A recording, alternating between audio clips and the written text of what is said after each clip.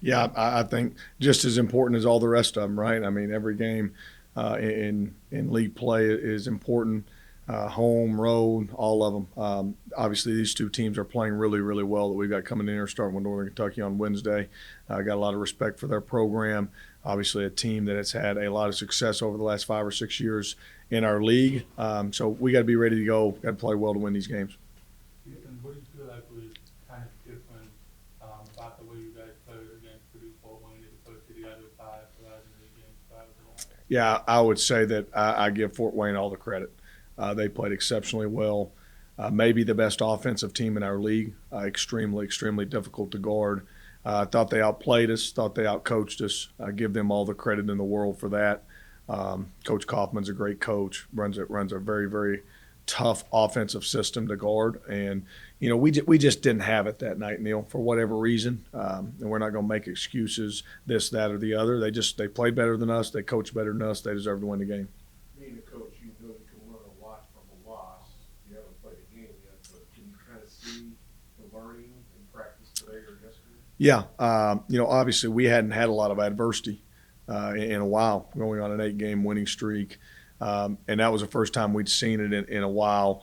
I thought the message to our team after that game was particularly when you're on the road and you're playing against one of the better teams in the league, and I firmly believe that Fort Wayne is that. You have to be ready to go right from the tip. You don't have time to wait around to get your engine started. Did not think we got off to a good start. Again, a lot of that credit goes to them, to what they were doing against us, but just got off to a bad start and never really recovered from that. And for the first time in a long time, I felt like we were coaching effort. I think, again, to your point, Dana, there's some things that we can really learn and grow from that experience. Chris obviously posted 20 and 12 against Fort Wayne. I mean, he's been in the starting lineup, obviously for a while. But the consistency from him offensively, production-wise, probably haven't necessarily been where you wanted to see it. How can you guys kind of get that kind of production from him, or get the production from him that you want to see? Yeah, I think the biggest thing with Chris is we got to keep him on the floor. It seems like he's been in foul trouble so often. Chris is a very, very talented player, a mismatch nightmare in our league with his ability to play on the perimeter, playing the post, really strong driving the ball, can make a shot from the perimeter. I think as we move forward with this thing and we can continue to help Chris stay on the floor by keeping him out of foul trouble, you're going to see more and more performances like that from him. I know you say all these league games are important. Obviously, that's accurate. But do you talk to the team about the importance of maybe this stretch in particular, when you've got teams like yourself at the top of the standings, what this will mean long term when it comes to seeding? Because these are the games that are going to dictate a lot of that stuff later on. Yeah, it's funny you asked that, because before we went to IU Indy, we kind of broke it down for our team. So many of our guys don't know how the Horizon League works because they never played in the Horizon League. So we went through the whole thing. Hey, top 4 seeds, you're going to get a bye. All those things that I think our guys need to understand as we go through this league process about what it's going to look like in terms of when you get to the league tournament. We broke all that down for them and talked about this 5-game stretch, how important it was. Playing some of the better teams in the league, some of the teams that you're going to be competing against to win regular season championships, to win conference tournament championships. So we went through that whole thing with them before we left and went to Indy to give them guys a better understanding of kind of how this thing works. Ethan, I know, every game is important, but you're going against the team you play. So is there kind of a special, I guess, feeling, or is it just a normal game for you? Dana, this is my 6th year in the league. Been away from NKU for a long time. It's funny because, the people that I played for, the people that I worked with there's not one of them there. So I really don't have any connection to the place in terms of the people that were there when I was there. And to be honest with you, me playing there, me coaching there, it's going to have no impact on who wins and loses this game. And that's really where my focus is what it's going to take to win this game.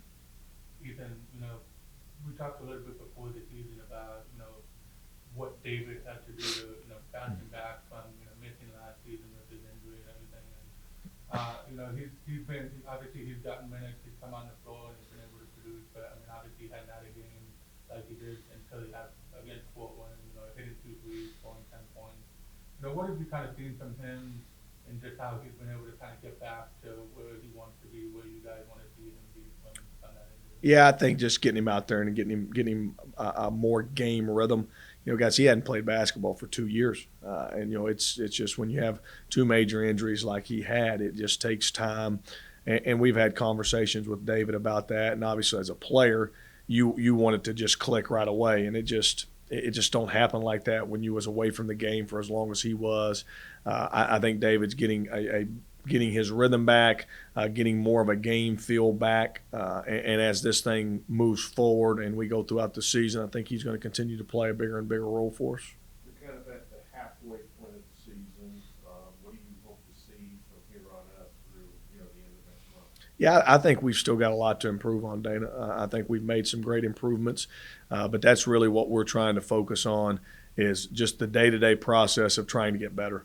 I thought we had a great week of prep this week getting back from Fort Wayne, and really looking forward to seeing how we respond tomorrow night. Trey Robinson's a really good guard for them. Just what have you seen from him on film? Yeah, he just been a stalwart in our league. A guy that, in years past, obviously he's been surrounded by really, really good players in his time at NKU. And, I say this with the utmost respect for him as a player. He's been a role guy for their team, but he has excelled in that role and done everything that they needed him to do.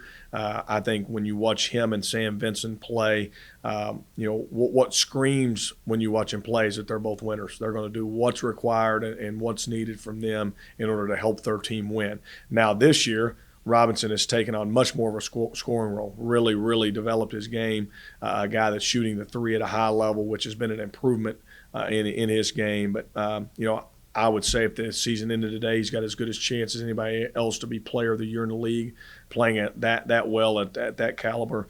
And we got to do a really, really good job. He's a hard guard because, he can go inside, he can play on the perimeter, he can drive the basketball, going to be really physical, rebounding the ball, just scores the ball in a lot of different ways, makes a lot of winning basketball plays for their team. And that's not just on offense, but on the defensive end of the floor as well.